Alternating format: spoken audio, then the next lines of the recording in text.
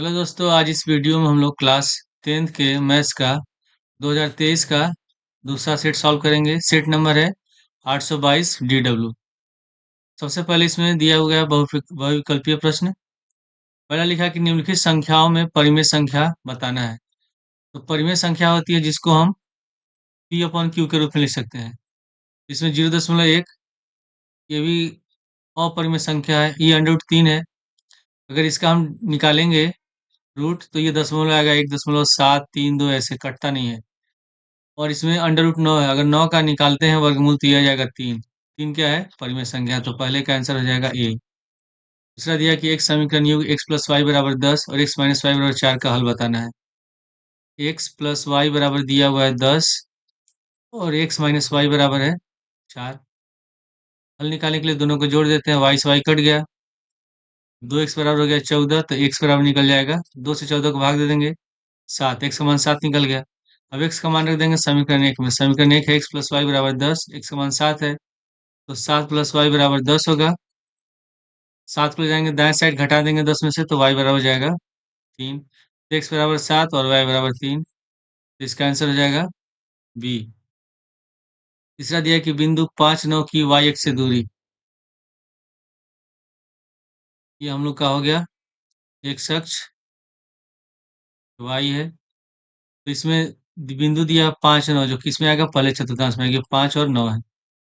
तो जब हम ये निर्देशांक लिखते हैं तो इसमें पहला एक्स होता है, दूसरा वाई होता है, यानी कि एक्स 5 है तो मान लेते हैं एक्स का यहाँ 5 तक है और वाई 9 है, तो वाई का हो गया 9 तक। तो इसको जब मिलाएंगे इससे तो ये हम लोग का वाई है, यानी कि ये यहाँ से यहाँ तक कितना है?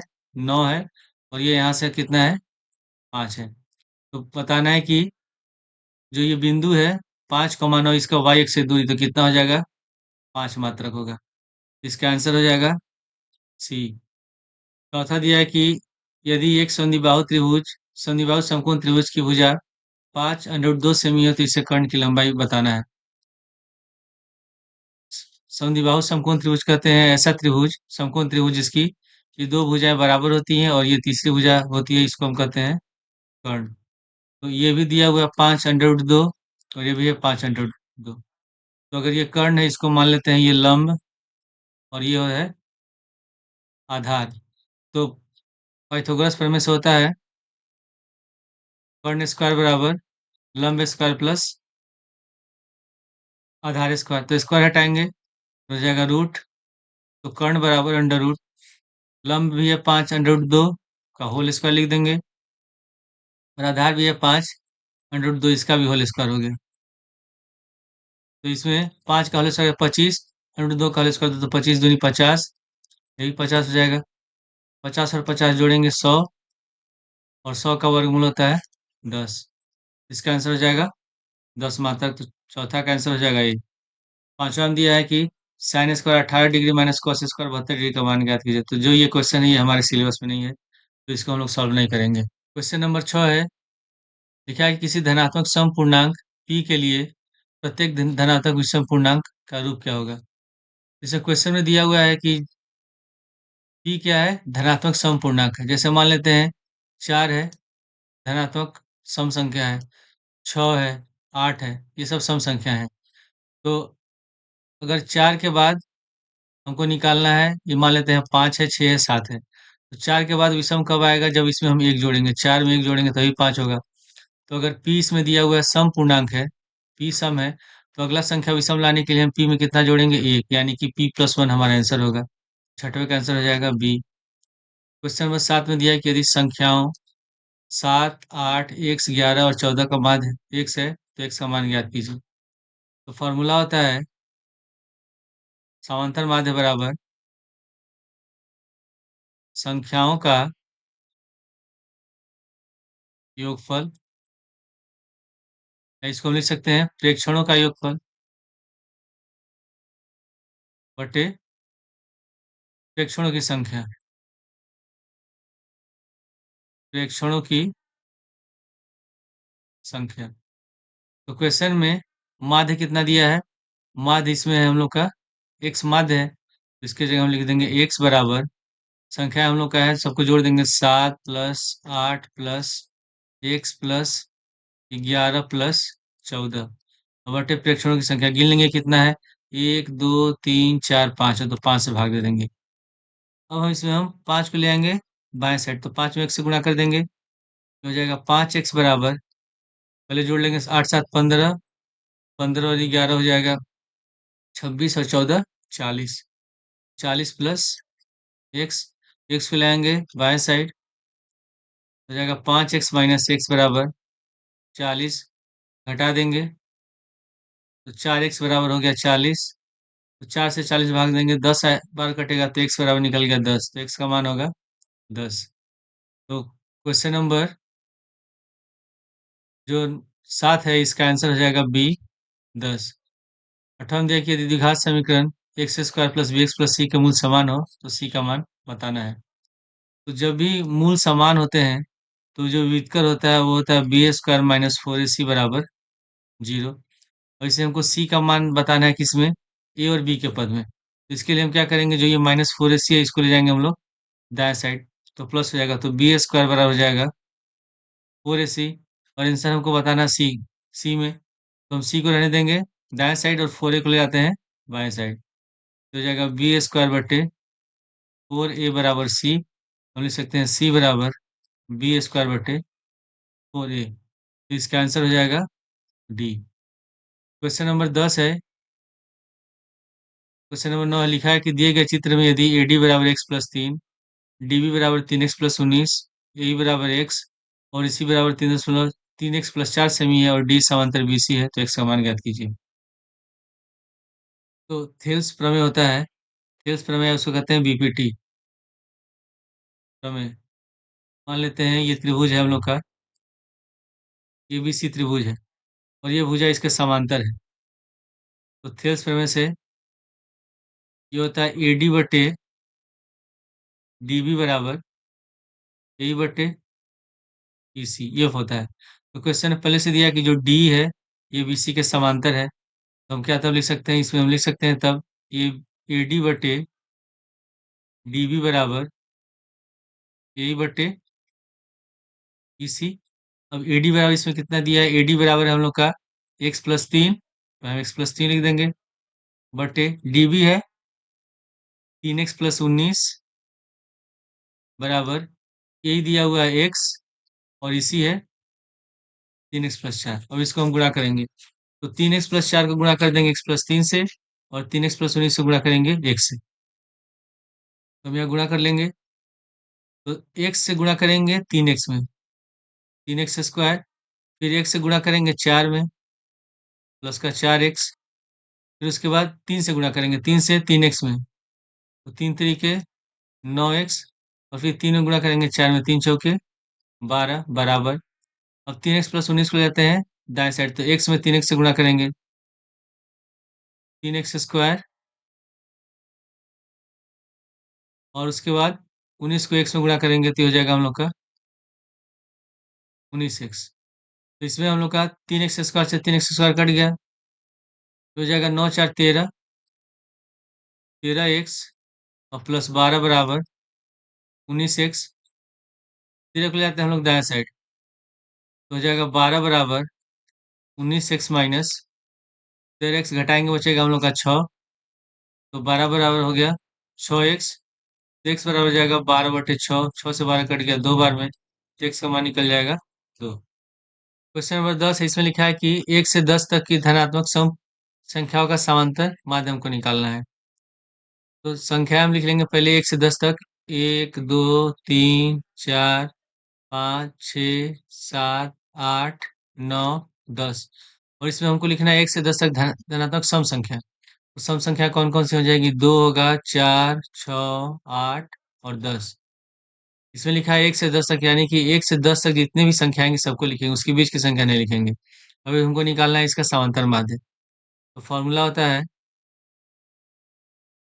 समांतर माध्य बराबर प्रेक्षणों का योगफल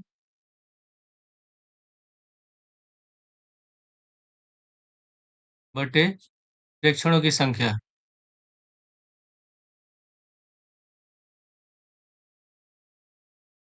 सबको हम जोड़ लेंगे, 2 प्लस 4 प्लस 6 प्लस 8 प्लस 10 बटे अब गिन लेंगे टोटल कितना है, 1 2 3 4 5, 5 से भाग दे देंगे, जाएगा 4 2 6 6 12, 8 20 10 30, 30/5, और 5 से 30 कट गया 6 बार में, इसका आंसर हो जाएगा 6।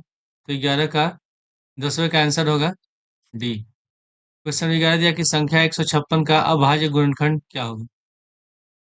156 का निकाल लेंगे अभाज्य गुणनखंड। सबसे पहले इसमें 2 से भाग देंगे, 2 7 14, 2/16, फिर 2 से भाग देंगे, 2 3 6, 2 9 18, इसमें 3 से भाग देंगे 13 बार में, और फिर 13 से 13 में भाग देंगे एक बार। इसका अभाज्य गुणनखंड निकल जाएगा हम लोग का 2 गुणे 3 गुणे 13। इसमें आंसर पावर में दिया है घात में, इसमें 2 2 बार गुणा है तो इसको हम लिख सकते हैं 2 का स्क्वायर गुणे 3 गुणे 13। इसमें जो 11 होगा इसका आंसर होगा बी। क्वेश्चन नंबर 12 दिया है कि एक वर्गीकृत आंकड़े का माध्य और बहुलक 24 और 12 दिया हुआ है, तो इसका माध्यक हमको बताना क्या है। तो इसका फॉर्मूला होता है 3 गुणे माध्यक बराबर 2 गुणे माध्य प्लस बहुलक, ये होता है फॉर्मूला। तो हमको निकालना है, इसमें माध्यक का मान निकालना है, तो हम लिख लेंगे 3 गुणे माध्यक बराबर 2 गुणे माध्य, इसमें दिया पहले माध्य है फिर बहुलक है, तो पहले इसमें 24 दिया तो माध्य हमारा 24 हो जाएगा, बहुलक हो जाएगा 12। तो लिख देंगे 2 गुणे 24 प्लस 12, तो 3 गुणे माध्यक बराबर 24 दूनी 48 और प्लस 12, इसको जोड़ेंगे तो हो जाएगा 60। तो माध्यक बराबर हो जाएगा हम लोग का 60/3, और 3 से 60 कट जाएगा 20 बार में, तो इसका आंसर हो जाएगा 20। तो 12 का आंसर हो जाएगा बी। क्वेश्चन नंबर 13 ये हमारे सिलेबस में नहीं है, तो इसको हम छोड़ देंगे। क्वेश्चन नंबर 14 भी सिलेबस में नहीं है। क्वेश्चन नंबर 15 में दिया है कि cos a बराबर 7/25, तो tan a और cot a का मान ज्ञात कीजिए। तो cos a बराबर दिया है 7/25, जो cos होता है ये आधार और कर्ण का अनुपात होता है, b और h का होता है। तो हमको क्या इसमें निकालना है, लंब निकालना है। तो पाइथागोरस प्रमेय से होता है लंब बराबर अंडर रूट कर्ण का स्क्वायर माइनस आधार का स्क्वायर। तो कर्ण इसमें कितना है, 25 है, तो हो जाएगा 25 का होल स्क्वायर माइनस कर्ण है आधार है 7, तो ये लिखेंगे 7 का होल स्क्वायर।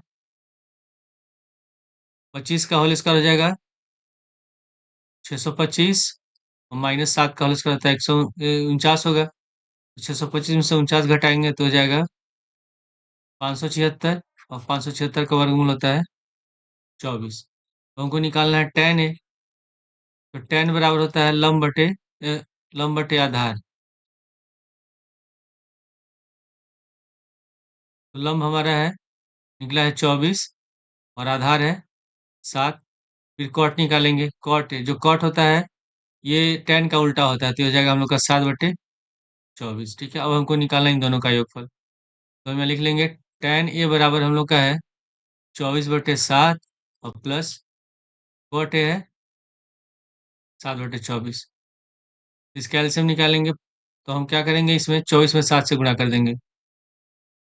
तो 24 × 7 हो जाएगा 7 × 4 = 28, 7 × 14 2 16, 168। तो एलसीएम इसका हो जाएगा 168/24 में 24 से गुणा करेंगे, तो ये हो जाएगा 576। 7 में 7 से गुणा करेंगे 49, तो इसको जोड़ेंगे तो हो जाएगा 625/168। इसका आंसर हो जाएगा डी। इसके बाद है क्वेश्चन नंबर 16, ये हमारे सिलेबस में नहीं है, इसको भी नहीं सॉल्व करना है। क्वेश्चन नंबर 17 में दिया है कि द्विघात समीकरण x² - 3x - 10 के मूल ज्ञात करने हैं, उनको बताना क्या होगा, यानी कि एक समान निकालना है। तो x² - 3x - 10 बराबर 0 दिया है, इसका हम करेंगे गुणनखंड। तो -10 से गुणा करेंगे x² में, तो हो जाएगा -10x²।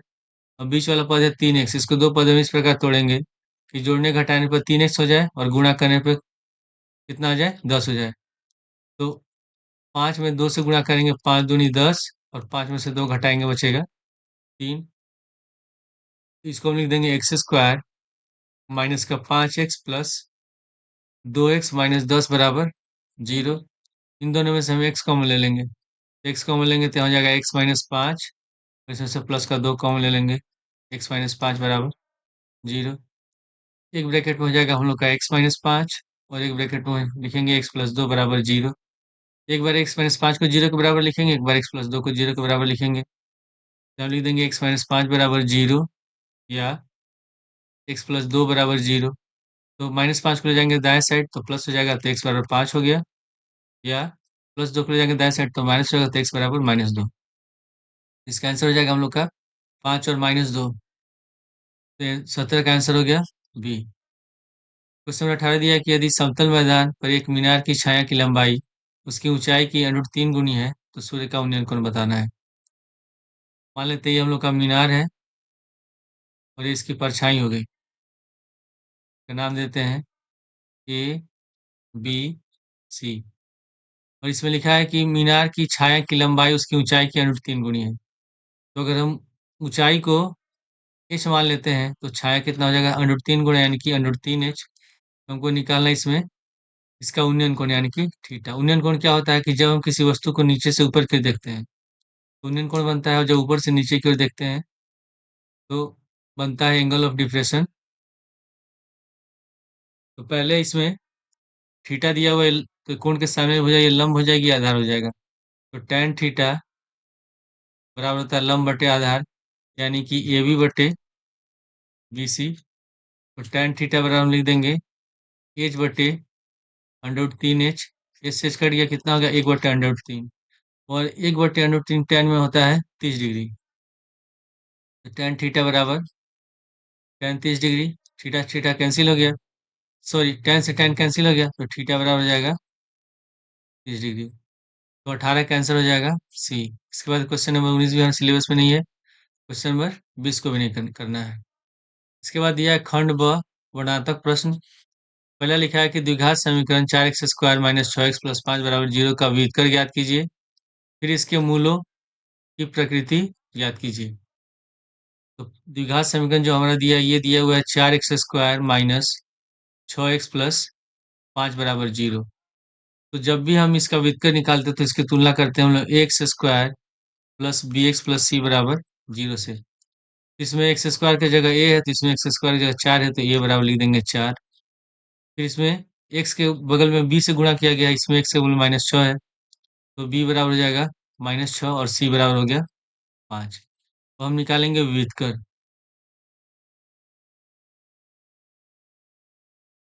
इसको हम सूत्र d से सूचित करते हैं, तो d बराबर होता है b² माइनस 4ac। तो b बराबर है हम लोग का -6, तो लिख देंगे -6 का होल स्क्वायर माइनस 4 गुणे a बराबर है 4 और b बराबर है 5, c बराबर है 5। तो -6 का होल स्क्वायर 36, -4 चौके 16 और 16 पचे 80। तो जब इसको हम माइनस करेंगे तो 10 में से 6 गया 4 और 7 में से 3 गया 4, 44। तो माइनस का 44 हो रहा है जो 0 से कम है। तो अगर d का मान माइनस में आता है तो इसका कोई हल नहीं होता, तो हम लिख देंगे समीकरण के मूल काल्पनिक है।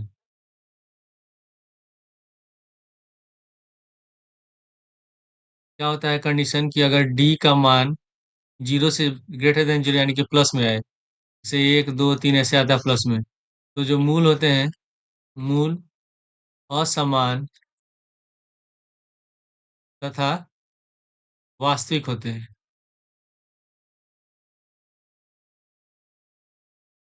दूसरा कंडीशन है कि जब d का मान 0 के बराबर हो तो मूल इसके वास्तविक होंगे, मूल वास्तविक तथा बराबर होते हैं। जो भी दो आंसर आएगा वो एक आंसर आएगा, बराबर होते हैं। और तीसरा कंडीशन होता है कि d is less than 0, d का मान 0 से कम हो तो मूल कैसे होते हैं, काल्पनिक होते हैं, मूल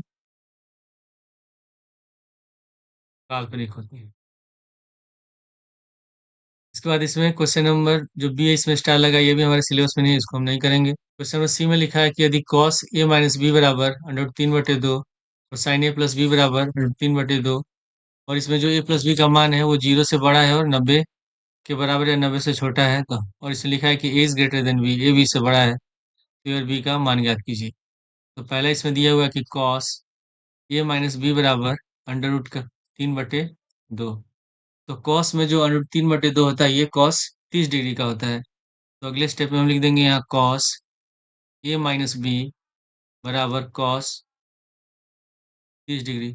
इसमें कॉस से कॉस कैंसिल हो गया, तो ए माइनस बी बराबर हो जाएगा 30 डिग्री। इसको मान लेंगे समीकरण 1।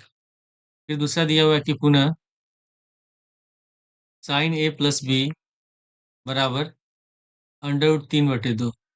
तो साइन में अंडर रूट 3/2 होता है साइन 60 डिग्री का मान। तो हम लिख देंगे साइन ए प्लस बी बराबर साइन 60 डिग्री। इसमें भी साइन से साइन कैंसिल हो गया, तो ए प्लस बी बराबर हो गया 60 डिग्री, जो कि हम लोग का समीकरण 2। और समीकरण 1 और समीकरण 2 को दोनों को हम लोग सॉल्व कर लेंगे, हल कर लेंगे।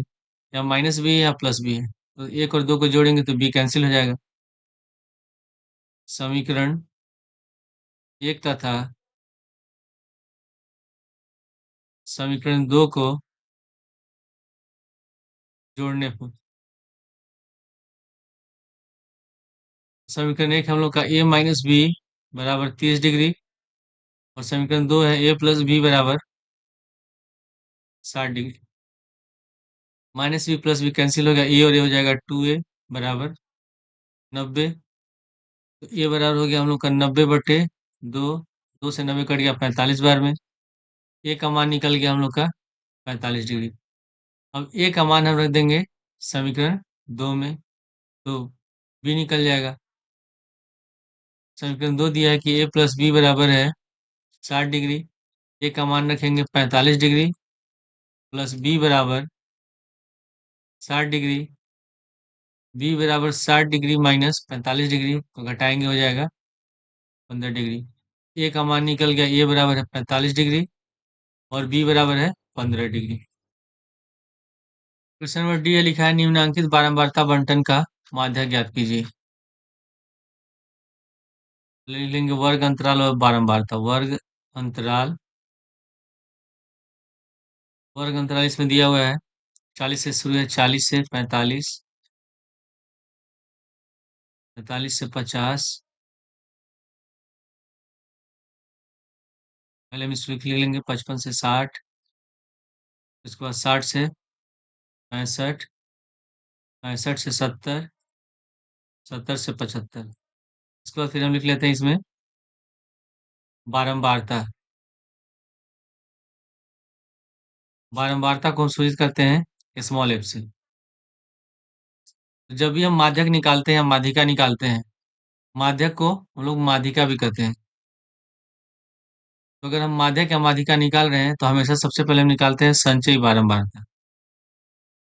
संचयी बारंबारता, इसको हम सूचित करते हैं सी एफ से। तो पहले हम लिख लेते हैं इसमें जो बारंबारता दिया हुआ है 2, 3, 8, 6, 6, 3 और 2।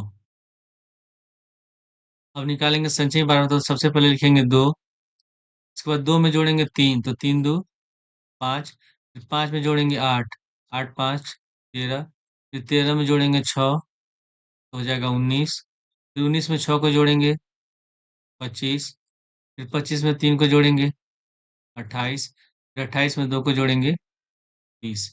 अब यहाँ जो बारंबारता है इसको भी जोड़ने पर 30 आना चाहिए, तो इसको हम सूचित करते हैं स्मॉल एन से। तो जोड़ लेंगे 3 2 5, 8 5 13, 6 19, 6 25, 3 28, 2 30, एन बराबर 30 हो गया। तो यहाँ हम इसका फॉर्मूला पहले लिख लेते हैं। माध्यक का फॉर्मूला क्या होता है? माध्यक बराबर L plus n/2 minus C F बटे एफ गुणे एच। अब यहाँ फॉर्मूला में है n/2, तो सबसे पहले हम निकालेंगे इसमें n/2। तो n/2 बराबर हो जाएगा 30/2। 2 से 30 कट गया 15 बार में, तो इसका मान निकल गया 15। तो ये जो 15 निकला है, इसको हम इसमें संचयी बारंबारता में देखेंगे। संचयी बारंबारता में वो मान लेंगे जो 15 से ज्यादा हो लेकिन 15 से कम नहीं हो। तो 15 से ज्यादा वाला मान कौन सा? ये 13 कम है, इससे ज्यादा वाला मान हो जाएगा 19। तो ये हमारा हो जाएगा माध्यक वर्ग, जिसको हम कहते हैं माध्यक वर्ग। तो माध्यक वर्ग हमारा हो जाएगा माध्यक वर्ग ये है 55 से 60, तो हम यहाँ लिख देंगे 55 से 60। तो सबसे पहले इसमें फॉर्मूला में लिखा हुआ एल। एल क्या होता है? जो माध्यक वर्ग होता है, इसमें जो सबसे कम वाला जो होता है 55 से 60 में, ये 55 कम है तो ये हमारा एल हो जाएगा। तो एल बराबर लिख लेंगे 55। फिर उसके बाद सी एफ और एफ है। तो जो माध्यक वर्ग होता है, इसमें जो बारंबारता होता है, ये हमारा एफ होता है। और जो संचयी बारंबारता है, उसके ठीक पहले वाला माध्यक वर्ग का जो संचयी बारंबारता है, उसके पहले वाला जो बारंबार संचयी बारंबारता है, उसको मानते हैं सी एफ। तो ये हम लोग का सी एफ हो गया। तो सी एफ बराबर हो जाएगा 13। एफ बराबर हो गया 6। उसके बाद है एच। एच क्या होता है? जो वर्ग अंतराल दिया रहता है इसके बीच में, जो इनका अंतर होता है। तो 45 में से अगर 40 घटाएंगे तो 5 हो जाएगा, तो एच बराबर निकल गया 5। तो इसमें इसका मान रख देते हैं। एल बराबर रखेंगे 55 प्लस एन बटे 2 कितना निकला है? ये निकला है 15। तो हम लिख देंगे 15 माइनस सी एफ है 13 बटे एफ है 6 गुणे एच है 5। तो जाएगा 55 प्लस 5, 15 में से 13 घटाएंगे तो 2/6 गुणे 5। 2 से 6 कट गया 3 बार में। तो बराबर हो जाएगा 55 प्लस 5/3। इसको भाग देंगे तो 55 प्लस जाएगा 3 एकम 3, 3 6 18, 3 6 18 ऐसे भाग देते जाएंगे। तो 6 6 आ रहा है, तो अगर 2 अंक तक लिखेंगे, यहाँ हो जाएगा हम लोग का 7। इसको जोड़ेंगे तो हो जाएगा 56.67। क्वेश्चन नंबर ई में लिखा है कि दो अंकों की एक संख्या में अंकों का योग 9 है। इस संख्या का 9 गुना संख्या के अंकों को पलटने से बनी संख्या का 2 गुना है, तो संख्या ज्ञात कीजिए। तो जब दो अंकों की संख्या लिखते हैं, जैसे मान लेते हैं 54 है, इससे 5 जो होता है इसको हम कहते हैं दहाई अंक, और 4 को कहेंगे इकाई अंक। जब संख्या हमको लिखना हो तो 5 में 10 से गुणा करके हम 4 को जोड़ देंगे, तभी 54 आएगा। उसी तरह इसमें हम संख्या को मान लेते हैं दहाई अंक x मान लेते हैं, माना दहाई अंक x तथा इकाई अंक y है। संख्या बराबर हो जाएगा 10x प्लस वाई। इसमें लिखा है कि दो अंकों की एक संख्या में अंकों का योग 9 है। तो दहाई अंक x है, इकाई अंक y है, तो दोनों का योग खोल दिया है 9, तो लिख देंगे x प्लस वाई बराबर 9। इसको मान लेंगे समीकरण 1। फिर इसमें लिखा है कि संख्या के अंकों को पलटने से बनी संख्या। तो पहले हम निकालेंगे कि संख्या के अंकों को पलटने से कौन सी संख्या बनती है। जैसे मान लिया 54 है, तो अंकों को पलटेंगे तो हो जाएगा 45। 4 आ जाएगा दहाई की जगह और 5 आ जाएगा इकाई की जगह, 45 हो जाएगा। तो इसको क्या लिख सकते हैं? 4 गुणे 10 प्लस 5। इसी तरह लिख लेंगे हम लोग अंकों को पलटने से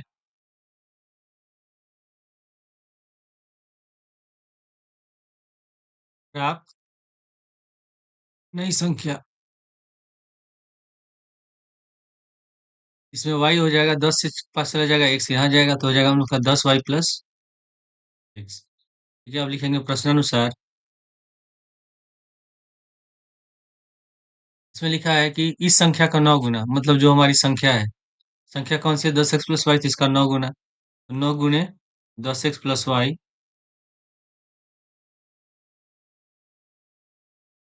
बराबर। ये लिखा है कि संख्या के अंकों को पलटने से बनी संख्या का 2 गुना है। तो अंकों को पलटने से बनी हमारी संख्या 10y प्लस x है, और इसका 2 गुना, यानी कि 2 गुणे 10y प्लस x। ब्रैकेट हटा देंगे तो हो जाएगा 90x प्लस 9y बराबर 20y प्लस 2x। इसमें इन दोनों पदों को लेंगे बाएं साइड, तो 90x plus 9y minus 20y minus 2x बराबर 0। 90x में से 2x घटाएंगे 88x, और 20y में से 9y घटाएंगे तो माइनस का हो जाएगा 11y बराबर 0। इन दोनों में से हम 11 कॉमन ले लेते हैं, तो 11 कॉमन लेंगे तो 11 × 88, तो यहाँ 8 बच जाएगा 8x। तो 11 कम 11, तो यहाँ बच गया y बराबर 0। 11 पे जाएंगे दाएं साइड, तो ये 0 हो जाएगा। 0/11 0 ही होता है, तो हमारा समीकरण हो जाएगा 8x माइनस y बराबर 0। इसको मान लेंगे समीकरण 2। तो समीकरण 1 है हम लोग का x प्लस वाई बराबर 9, और ये दूसरा समीकरण है, दोनों को जोड़ देंगे, y कैंसिल हो जाएगा। समीकरण 1 तथा 2 को जोड़ने पे।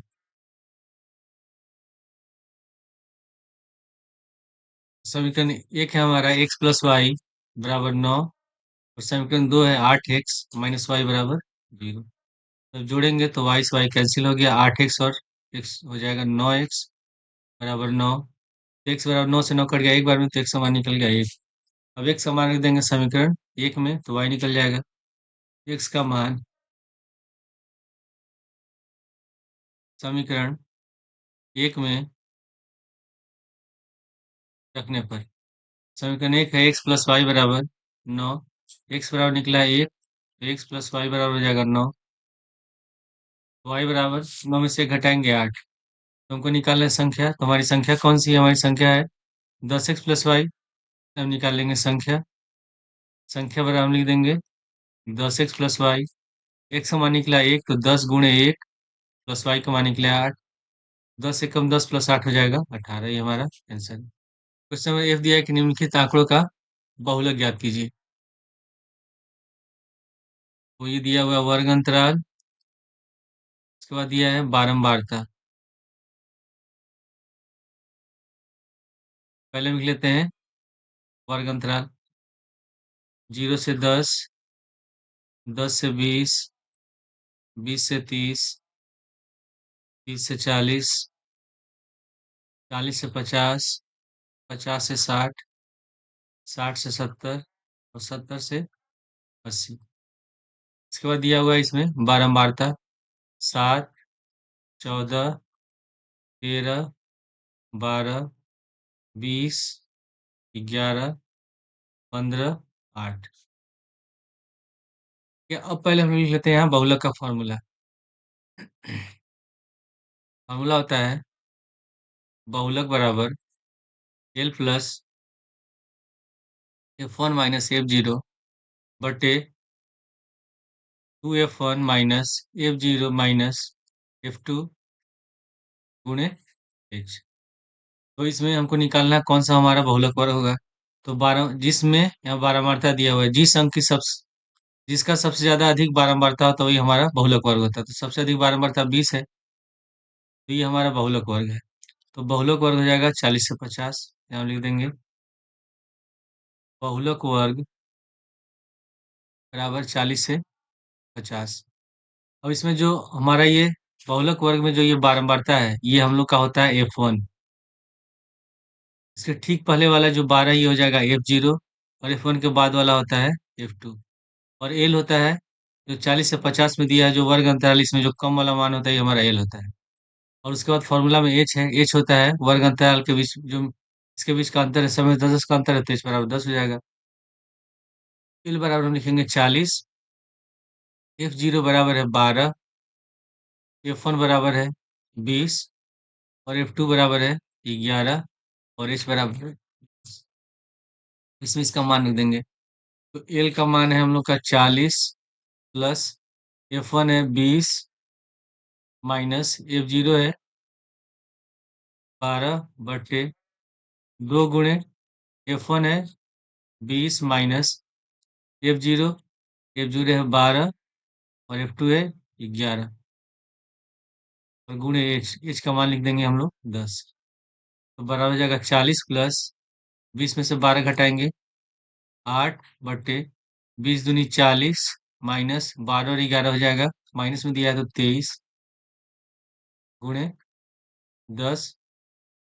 तो 40 प्लस 8 में 10 से गुणा कर देंगे 80 बटे जो घटाएंगे बचेगा 17। भाग देंगे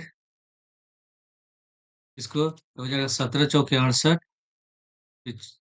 0.5 फिर भाग जाएगा 7 बार। तो एक अंक निकालेंगे तो इसको जोड़ेंगे तो हो जाएगा 44.7। ये हमारा आंसर है। तो इसके बाद जो बाकी क्वेश्चन है उसको हम लोग अगले वीडियो में सॉल्व करेंगे।